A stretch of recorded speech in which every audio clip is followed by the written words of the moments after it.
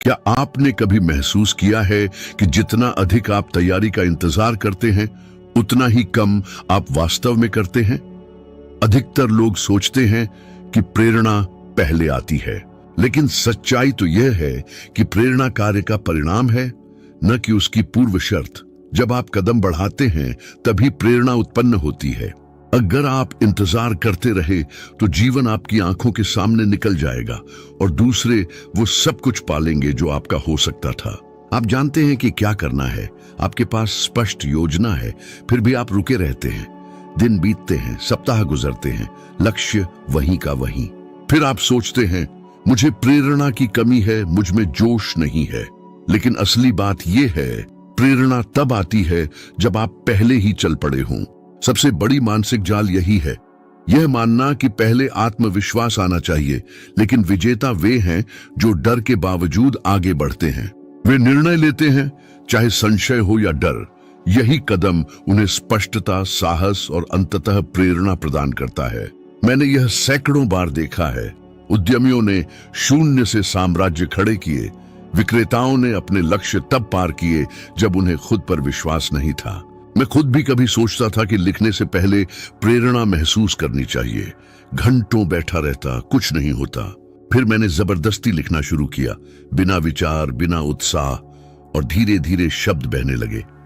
पहली पंक्ति बेकार थी, दूसरी औसत, तीसरी ने रास्ता खोल दिया।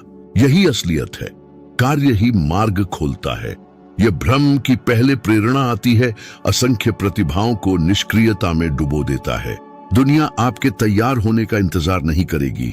या तो आप अभी कदम उठाते हैं या अपनी जिंदगी को दूसरों के हाथों में जाते देखते हैं।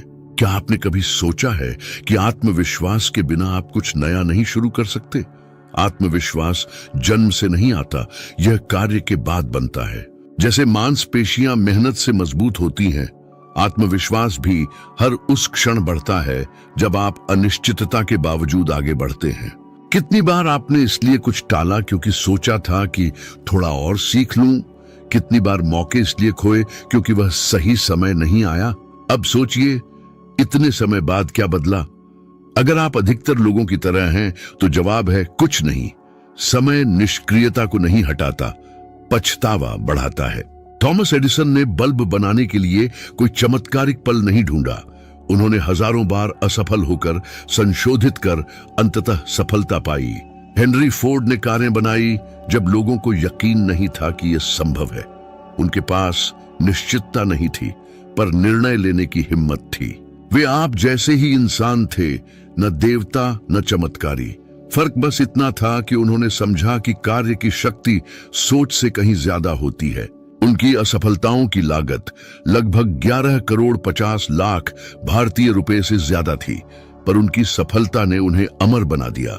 एक सवाल जो शायद आपको पसंद ना आए, आपने कितनी बार सोचने को बहाना बनाया है और उसे कार्रवाई से बचने के लिए इस्तेमाल किया है? आपने कितनी बार अपनी निष्क्रियता को योजना का नाम दिया है, जबकि वास्तव में आप बस डर से बच रहे थे? बिना कार्य के सोचना रेत में फंसी नाव को चलाने जैसा है। आप थक जाते हैं, लेकिन 1 इंच भी आगे नहीं बढ़ते। एक सेल्समैन जो पहली कॉल करने में हिचकिचाता है, वह डर में डूब जाएगा जब तक वह खुद को कॉल करने के लिए मजबूर नहीं करता। पहली कॉल डरावनी लगती है, दूसरी थोड़ी आसान, और तीसरी के बाद उसे विश्वास होने लगता है कि वह कर सकता है। और वह सच में कर सकता है, क्योंकि उसने भावनाओं की गिरफ्त से बाहर आकर अपनी कार्रवाई का नियंत्रण अपने हाथ में ले लिया। अगर आप तैयार महसूस होने का इंतजार कर रहे हैं, तो मैं पक्के तौर पर कहता हूं, आप कभी तैयार महसूस नहीं करेंगे। रास्ता निर्णय के बाद स्पष्ट होता है, पहले नहीं। जैसे कोहरे में चलना, पहला कदम लेने के बाद ही अगला दिखाई देता है। स्थिर रहकर अंत की कल्पना करना सिर्फ चिंता बढ़ाता है, लेकिन जैसे ही आप बढ़ते हैं, कोहरा धीरे धीरे हटने लगता है। आधुनिक मनोविज्ञान कहता है कि छोटी लेकिन जानबूझकर की गई क्रियाएं मस्तिष्क के ध्यान और प्रेरणा के हिस्सों को सक्रिय करती हैं। यानी आपका दिमाग प्रेरित तब होता है जब आप शुरुआत करते हैं। गति से ही गति आती है। यह जैविक, वास्तविक और मापने योग्य है। तो यह पूछना बंद कीजिए कि आप तैयार हैं या नहीं।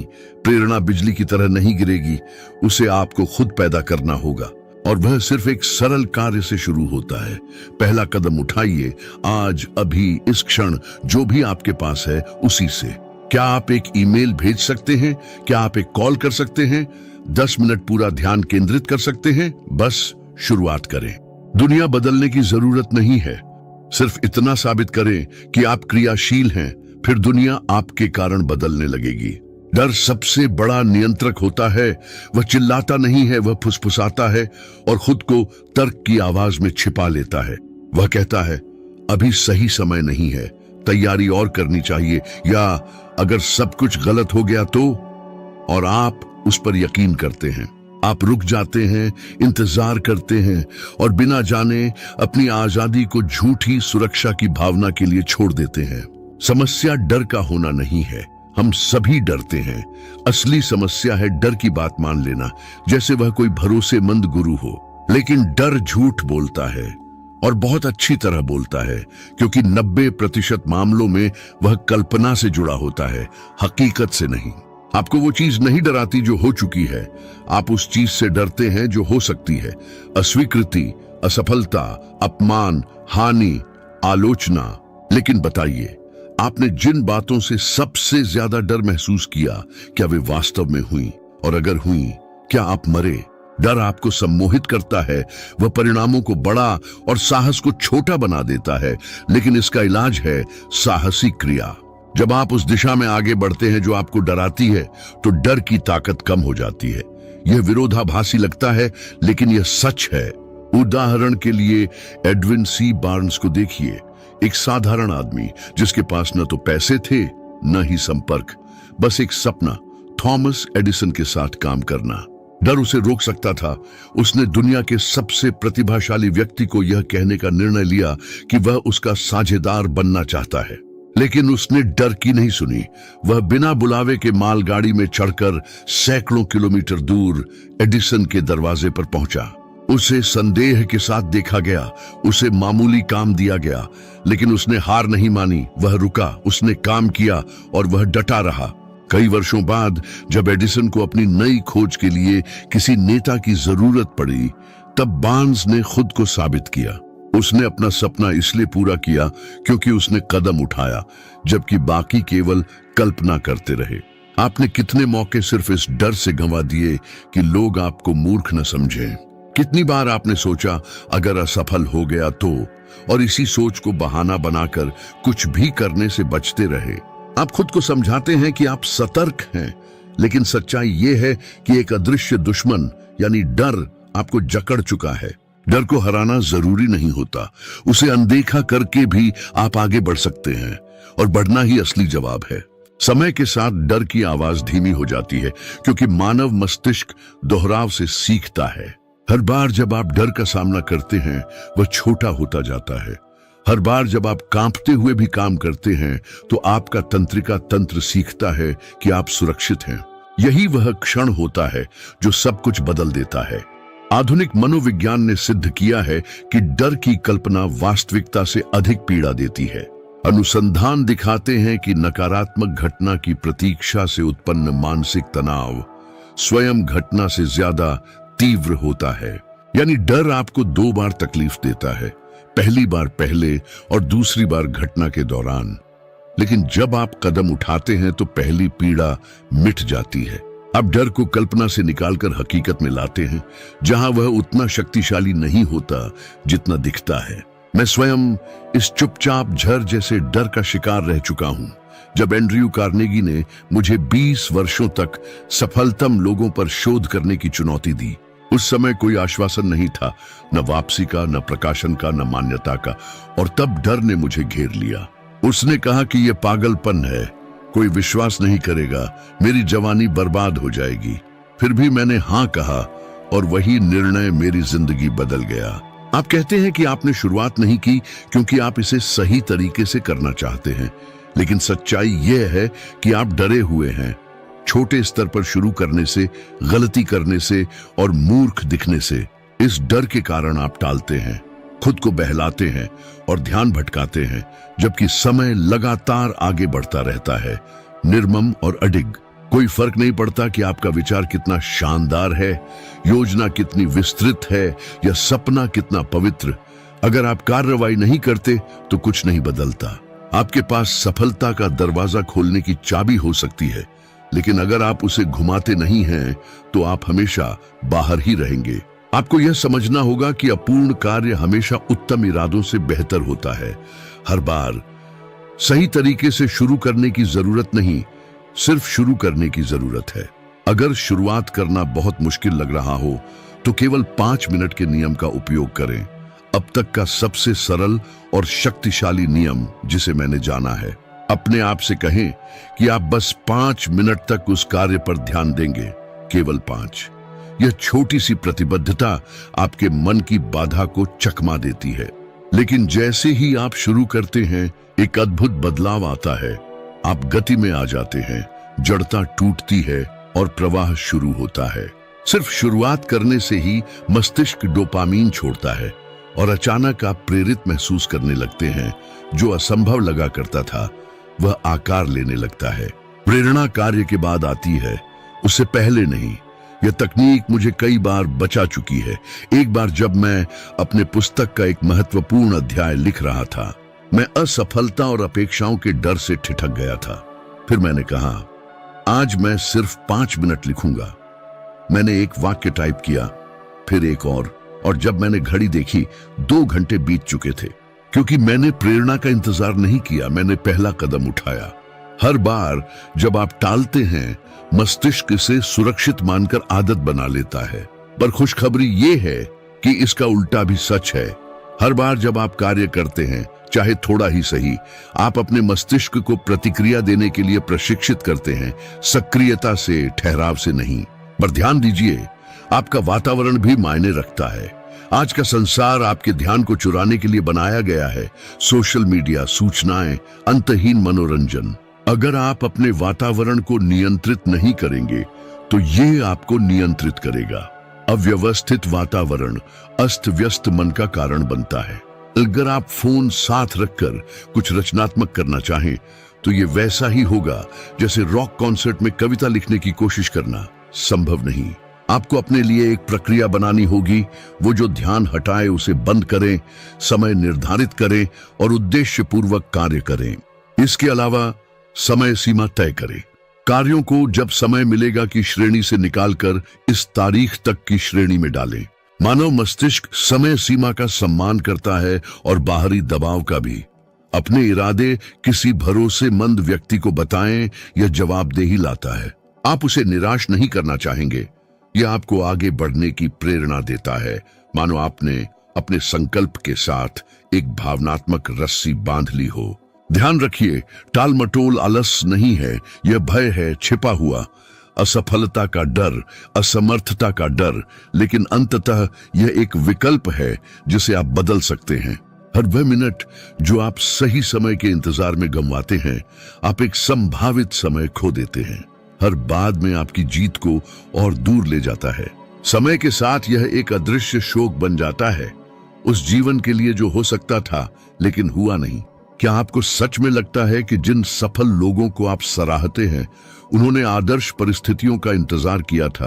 क्या वॉल्ट डिज्नी ने पहला स्केच तब बनाया जब सब कुछ परिपूर्ण था? वो विचार जिसे आप रोक रहे हैं, शायद वो ही किसी दिन आपको 10 लाख रुपए से भी अधिक की आय दे सकता है। और वह शुरुआत इन 5 मिनटों से हो सकती है। क्या आप सोचते हैं कि हेलेन केलर, जो बचपन से ही बाहरी और अंधी थीं, पढ़ना सीखने के लिए प्रेरणा का इंतजार करती थीं?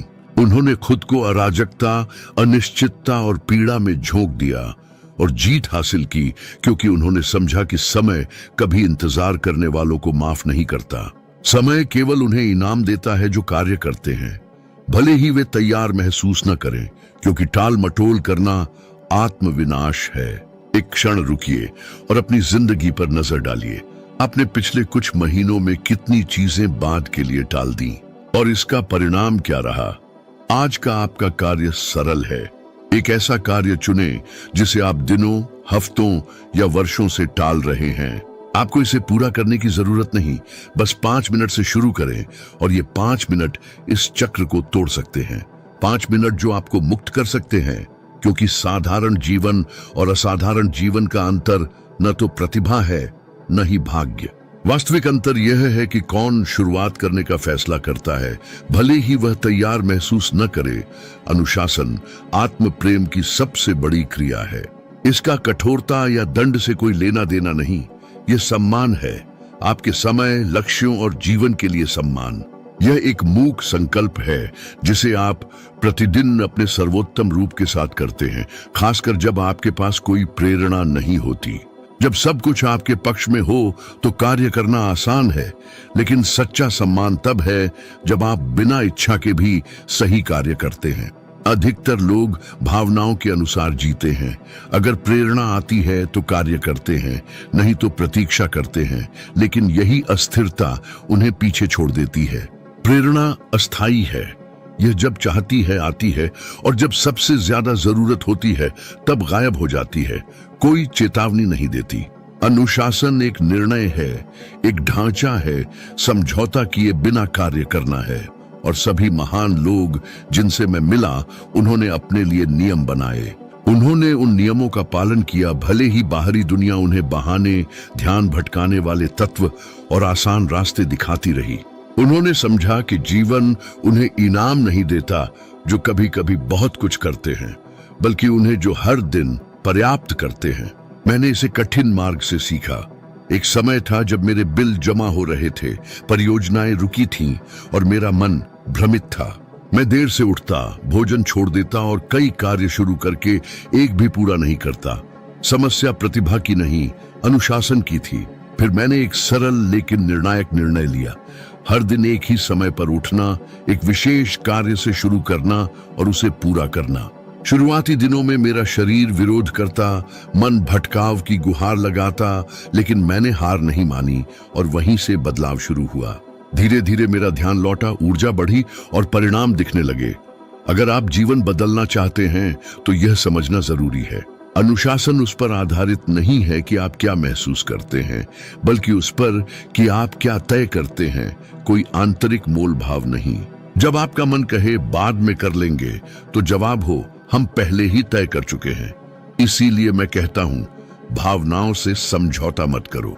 अगर आप अपनी भावनाओं को तय करने देंगे कि दिन में क्या होगा, तो आपका जीवन हमेशा एक अस्थिर झूला बना रहेगा। लेकिन यदि आप कठिन परिस्थितियों में भी रोजाना छोटे कार्यों के लिए प्रतिबद्ध रहेंगे, तो एक ऐसी शक्ति बनाएंगे जो कोई नहीं छीन सकता। वे समझते हैं कि प्रगति अचानक नहीं होती, बल्कि वही क्रियाएं जो हर दिन दोहराई जाती हैं, वही भविष्य बनाती हैं।